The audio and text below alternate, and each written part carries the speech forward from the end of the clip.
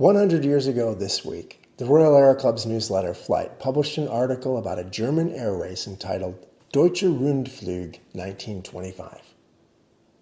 Have you ever heard of that? I haven't either.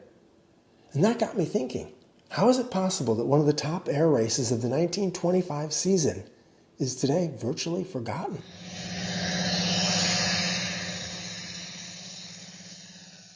I'm Thomas Van Hare, and this is Historic Wings. Please like and subscribe. We begin our research with a review of the original article as it appeared in Flight in April 1925. The first paragraph reads, "What promises to be one of the most wonderful aeroplane competitions to be held in Europe during the last 11 years is the Deutsche Rundflug, or Round Germany Flight, which, organized by the Aero Club of Germany with the approval of the German Luftfahrt and in conjunction with other societies of the DLV, Deutsche Luftfahrtverband, is to be held from May 31st to June 9th. The competition is wonderful, not only because of the scientific nature of the formula to which the competing machines have to fly, but also on account of the magnitude of the prizes and the length. The prize was sponsored by the Berliner Zeitung daily newspaper, and it was 100,000 gold marks. An additional prize called the Focke Prize of 50,000 gold marks and a Richthofen Prize of 45,000 gold marks, plus other smaller prizes from the German Aero Club, totaled to the British pound equivalent of 15,000. To put this in perspective, let's remember that Germany was limited by the Treaty of Versailles at the time. And yet somehow the number of entries in the aviation category, mainly by German aircraft manufacturers and pilots, reached a total of 92 airplanes. They divided those into three classes: Class A machines, which couldn't have more than 40 horsepower engines, Class B machines, which could have 80 horsepower, and Class C, which couldn't exceed 120 horsepower. In all, 26 machines entered in Class A, 32 in Class B, and 28 in Class C. In each class, there was a first prize of 25,000 gold marks, a second prize of 15,000 gold marks, and a third prize of 10,000 gold marks. There were 5 stages in the race, each one lasting 2 days. The first stage started on Sunday, May 31st. The pilots had to fly from Berlin to Schwerin to Hamburg, Bremen, Münster, Kassel, Magdeburg, and then back to Berlin for a total distance of 972 kilometers, or 600 miles. The second stage started from Berlin on Tuesday, June 2nd, and it took the pilots to Hanover, Paderborn, Frankfurt, Darmstadt, Gotha, Weimar, Chemnitz, Dresden, and then back to Berlin for 1,129 kilometers. This is the longest stage of the trip, about 700 miles. The third stage started on June 4th, and that was from Berlin to Dezső, Erfurt, Würzburg, Stuttgart, Bamberg, Halle, and back to Berlin for 1,024 kilometers, or 640 miles approximately. The fourth stage was on June 6th, and it had the pilots going from Berlin to Naumburg, Nuremberg, Augsburg, Munich, Hof, Leipzig, and then back to Berlin, 1,062 kilometers, or 600 miles. The fifth and last stage, commencing on Monday, June 8th, took the pilots from Berlin to Liegnitz, Breslau, Frankfurt on the Oder, Stettin, Stralsund, Warnemünde, and then back to Berlin for a total of 1,076 kilometers, or about 670 miles. In all, the total distance was 3,300 miles. So really, it was more of a reliability trial than a race, though the pilots would of course be graded by who arrived first at each of the checkpoints. And these were compulsory landing places of the various classes on the map. But actually it was quite doubtful whether some of the lower powered machines would be able to cover some of the distances. They would have to land in between. Remember, these are open cockpit airplanes. They're very lightweight. This is hand flying in all weather. And think about that for a moment. The weather isn't necessarily very good. As the reporters noted, the machines which were unable to get round one of the stages may break off at any of the controls, which is the checkpoints, and may continue from there as a starting point on the following stage. Now, as a reader today, I'm not exactly sure how that worked, but it sounds like they were allowed to skip part of the distance and then just continue to fly on the next stage when it came up. And that's, in fact, supported by the way the formulas worked for determining who was to win and who placed second and who placed third.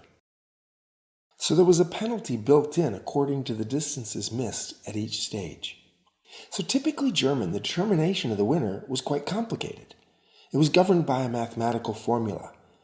The reporters from Flight, I think, said it best. They wrote, "A most elaborate system of awarding marks has been evolved, and it will, we think, be found somewhat difficult for the layman to follow." This is an understatement. So that although many of the German towns are compulsory stopping places, and the machines will thus be calling there, it will be a matter of some difficulty to discover, at any particular control, how the competitors are placed. In fact, it would appear almost impossible to follow the competition as closely as one could a pure speed race. This is the formula they used, and I'll let you sort it out exactly how this is applied. As the article makes note, the formula W stands for Wertstrecke, which is the total distance in kilometers, or in other words, the number of marks to be awarded, and the various factors involved after subtracting marks for certain changes. And the letter G is important, as the reporters wrote, because it stood for Gesamtsumme, or total sum, and it represents the total in completed kilometers of the stretches flown by each machine in each circuit. From this is subtracted any penalty marks, which is S, for making changes. Anyway, it just goes on and on and on. And frankly, I have no idea how this actually played out. But it included things like a change of pilot and other penalties and subsequent changes being permitted as progressively penalized and the actual competition. And yeah, it's just a mess. Nonetheless, I think the high point of this is that every German city, every major German city, was going to see an air race overhead. In fact, the organizers imagined that the participants would paint their airplanes, or the tails of their airplanes, different colors to represent the class that they were flying in. Class A would be painted in white on the tail, and Class B in red, and Class C in blue. Apparently, though, this was merely a suggestion, and it's quite doubtful that all the pilots painted their airplanes just for this race. It's a curious thing. First, when you're looking up from the ground, the planes would have been merely black silhouettes in the sky. And second, it couldn't have been for the press either. Color photos didn't exist yet in 1925. Another thing that is a bit strange is that they started very early in the morning.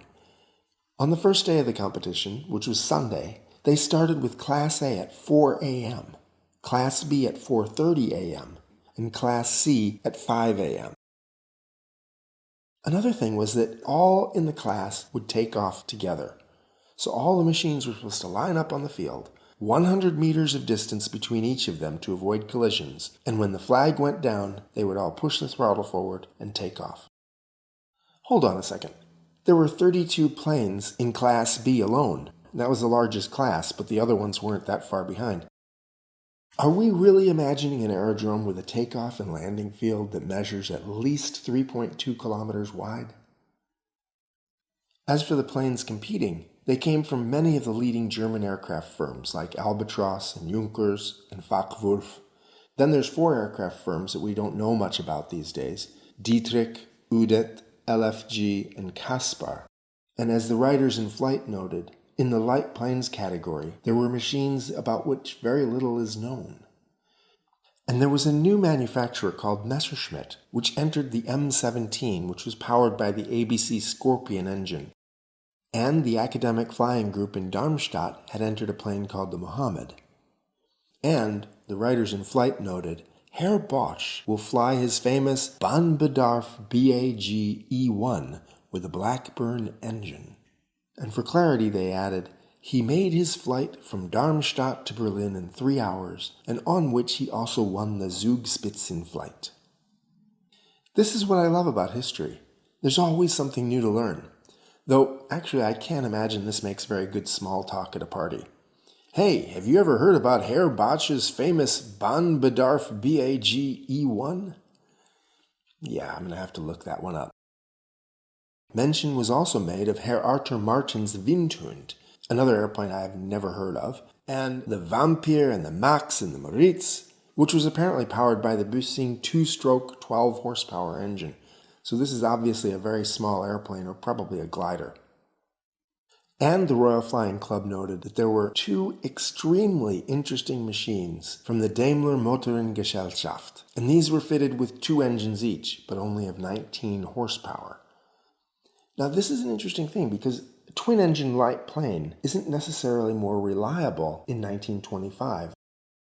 Today, of course, twin-engine airplanes are considered safer. In the unlikely event that an engine fails, you can fly and land on the other. However, back in the 1920s, that wasn't the case. The second engine didn't have enough power. Quite simply, it was there just to take you to the scene of the crash faster.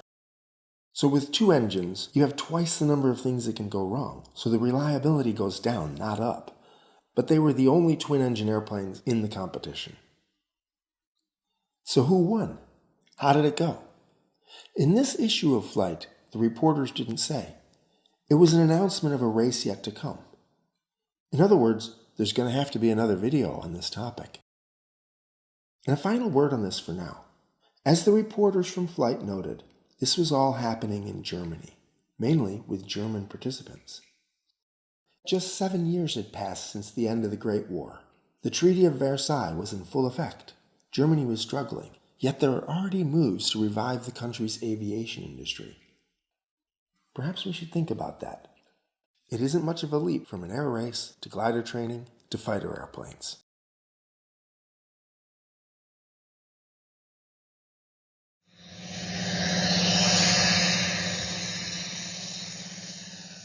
I'm Thomas Van Hare, and this is Historic Wings.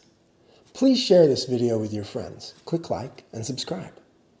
Next week, we'll cover the story of Clement Ader, the father of aviation.